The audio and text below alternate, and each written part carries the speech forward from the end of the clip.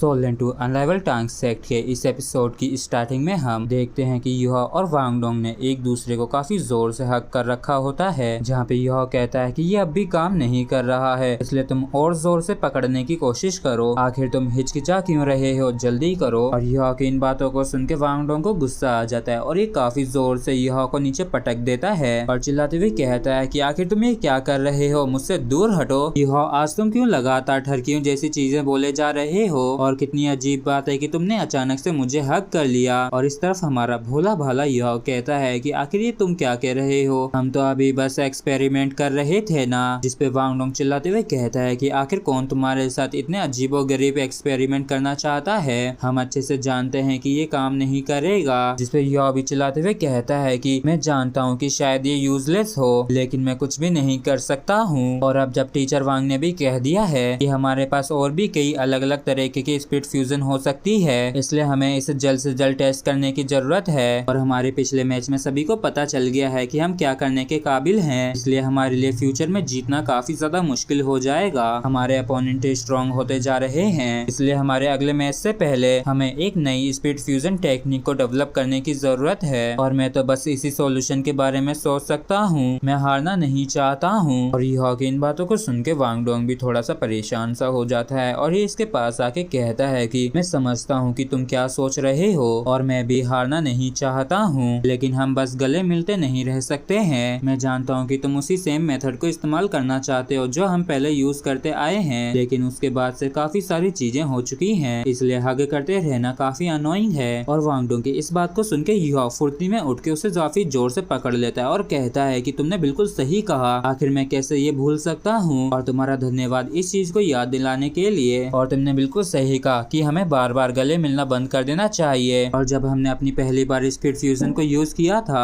तब हम फॉरेस्ट के अंदर थे, जहाँ पे हम एक दूसरे के साथ पूरी रात सोए थे। और युहा की इन बातों को सुन के वांग डोंग घबराते हुए कहता है कि हे रुको, आखिर तुम ये क्या सोचने लगे हो। फिर युहा कहता है कि चलो चल के फॉरेस्ट को ढूंढ के उसमें कहीं चलते हैं। और वांग डोंग इसे काफी रोकने की कोशिश करता है और मन में चिल्लाते हुए कहता है कि मेरे कहने का ये मतलब तो नहीं था। और फिर हमें अगले दिन का सीन दिखाया जाता है जहाँ पे शेरेक वर्सेस चांगनिंग एकेडमी होती है और ये सेकंड राउंड 7 वर्सेस 7 का होता है, लेकिन शेरेक ने इसके लिए सिर्फ अपने 2 ही मेंबर्स को भेजा होता है। और इस चीज को देख के सारी ऑडियंस के काफी तगड़े होश उड़ गए थे और वो कहते हैं कि क्या कल की मैच की वजह से उनके पास मेंबर्स की कमी पड़ गई है या फिर उन लोगों ने पहले ही हार मान ली है। और मैंने तो इस लड़की को पहले कभी नहीं देखा, और क्या ये एक ओरिजिनल मेंबर हो सकती है, लेकिन तब भी ये काफी ज्यादा डेंजरस है। और इन दोनों को देख के मारूलोंग भी काफी चौंक चुका होता है और ये कहता है कि क्या शेरेक ने 7 वर्सेस 7 वाले मैच में हार मान ली है, देखो तो उन लोगों ने सिर्फ 2 ही मेंबर्स को भेजा है। जिसपे होंग चेन कहता है कि इस तरीके से मत सोचो, ये चीज ये दर्शाती है कि वो लोग कितने ज्यादा कॉन्फिडेंट हैं। जस्ट 2 मेंबर्स के ऊपर वापस से शेरेक से कंफर्म करता है। इस पे शेरेक बताता है कि उन्हें कोई भी प्रॉब्लम नहीं है 2 लोगों को भेजने से। और होंग चेन कहता है कि अगर मैं गलत नहीं हूँ तो ये पर्सन शेरेक टीम का एक मेन कॉम्बिटेंट है। और इस तरफ टीचर वांग यान के काफी तगड़े वाले होश उड़े हुए होते हैं और ये कहते हैं कि क्या सिर्फ 2 लोगों को भेजना ठीक रहेगा। जिसपे भाई भाई इन्हें रिलैक्स करने के लिए कहता है। प्रेरणा के अंदर लुओ चेन कहती है कि ब्रदर युहा,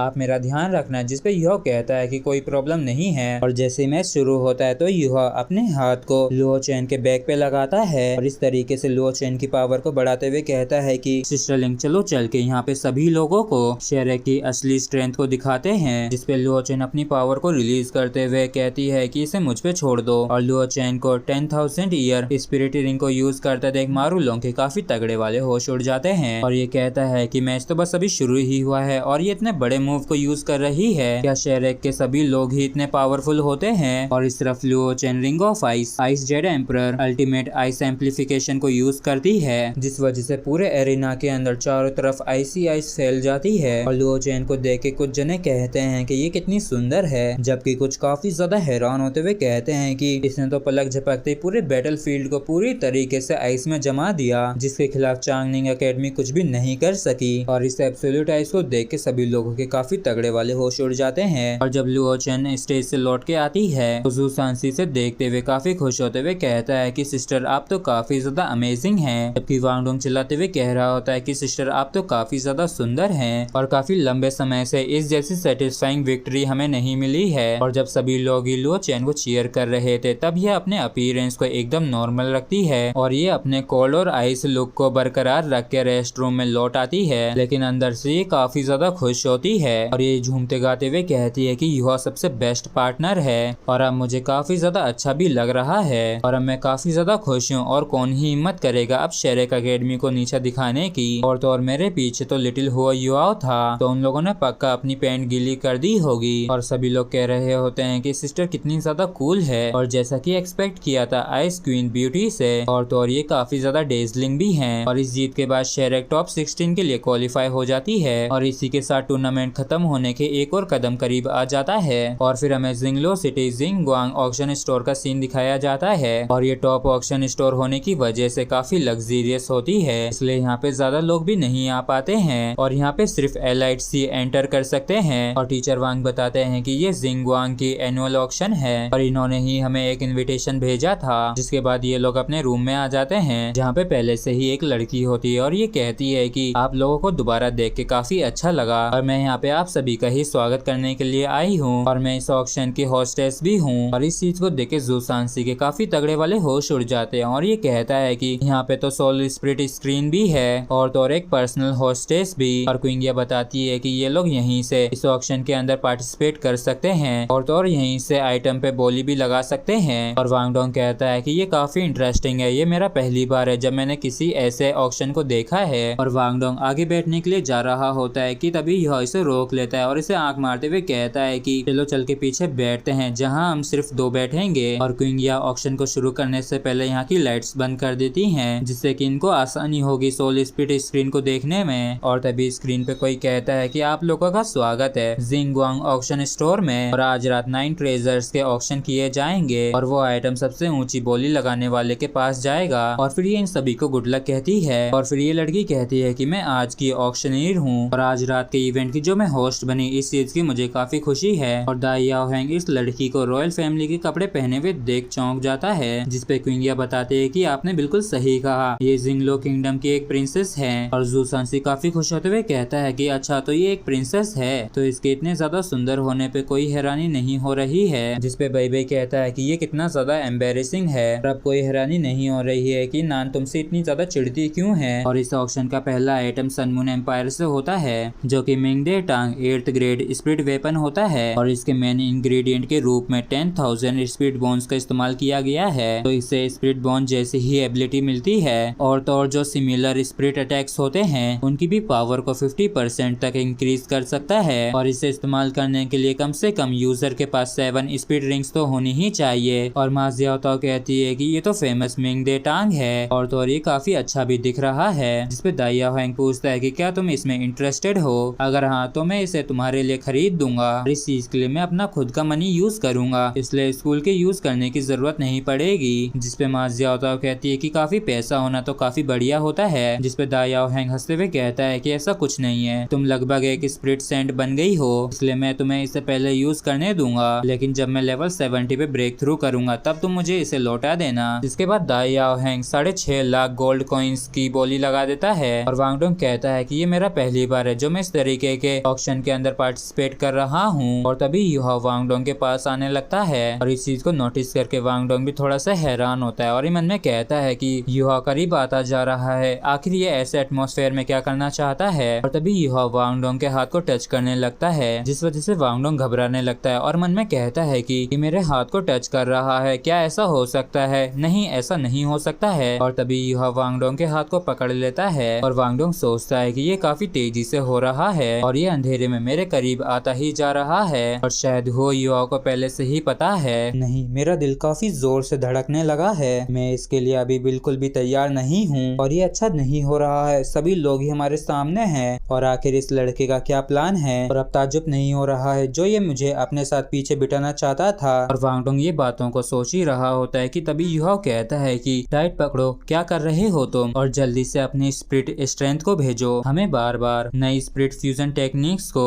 ट्राई करते रहने की जरूरत है। और युहा की इस बात को सुन के बेचारे वांग डोंग का दिल टूट जाता है और फिर युहा कहता है कि आखिर तुम्हें क्या लगा कि मैं तुम्हें पीछे खींच के क्यों लाया, क्योंकि हमें अपने समय को काफी अच्छी तरीके से इस्तेमाल करने की जरूरत है। और युहा की बातों को सुन के वांग डोंग का दिमाग काफी तगड़ा घूमने लगता है और ये गुस्सा करते हुए कहता है कि कमीने क्या तू मरना चाहता है। जिसपे युहा कहता है कि आखिर तुम इतना ज्यादा गुस्सा क्यों हो रहे हो, जिसके बाद वांग डोंग युहा से लड़ने लगता है। और इस तरफ हम देखते हैं कि दाई याओहेंग ने जिस आइटम के ऊपर बोली लगाई थी वो इसे 15,60,000 गोल्ड कॉइन्स में मिला होता है। और इस आइटम के इतने ज्यादा महंगे होने की वजह से दाई याओहेंग के भी होश उड़े हुए होते हैं और ये मन में कहता है कि बिल्कुल नहीं, इस माज़ियाताओ की वजह से मैं तो लूट गया और मैंने जितना अनुमान लगाया था ये तो उससे भी कहीं ज्यादा महंगा निकला। और माज़ियाताओ हंसते हुए कहती है कि लगता है कि मेरी वजह से तुम्हें काफी ज्यादा खर्च करना पड़ा, जिसपे दाई याओहेंग कहता है कि ऐसी बात नहीं है। और दाई याओहेंग मन में कहता है कि इस बारी तो कुछ ज्यादा ही बड़ी बिट लग गई और यहाँ तक कि इसके लिए मुझे खुद की अपनी सेविंग्स को भी इस्तेमाल करना पड़ा। और इस तरफ हम देखते हैं कि ये दोनों अब भी लड़ रहे होते हैं और वांग डोंग कहता है कि आखिर तुम ये क्या कर रहे हो, क्या तुम मुझे मारने की कोशिश कर रहे हो, जितना जल्दी हो सके मुझसे दूर हट जाओ। इस पे यह कहता है कि आखिर ये तुम क्या कर रहे हो, जल्दी से मुझे पकड़ो। जिसपे वांग डोंग चिल्लाते हुए कहता है कि इडियट, मुझ पे से दूर हटो और मैं बिल्कुल भी नहीं करने वाला हूँ। और तभी वांग डोंग नीचे गिर जाता है तो युहा इसके ऊपर आके बैठ जाता है और ये अभी जिस पोज में होते हैं उस वजह से वांग डोंग शर्म के मारे पानी पानी हो जाता है। इसके ऊपर चढ़ा हुआ युहा कहता है कि बहुत अच्छे, अब मूव मत करना। और इस तरफ वांग डोंग शर्म के मारे कुछ भी नहीं बोल पाता है, लेकिन तभी सईतो का ध्यान इन दोनों के ऊपर जाता है और ये कहता है कि आखिर तुम दोनों क्या कर रहे हो।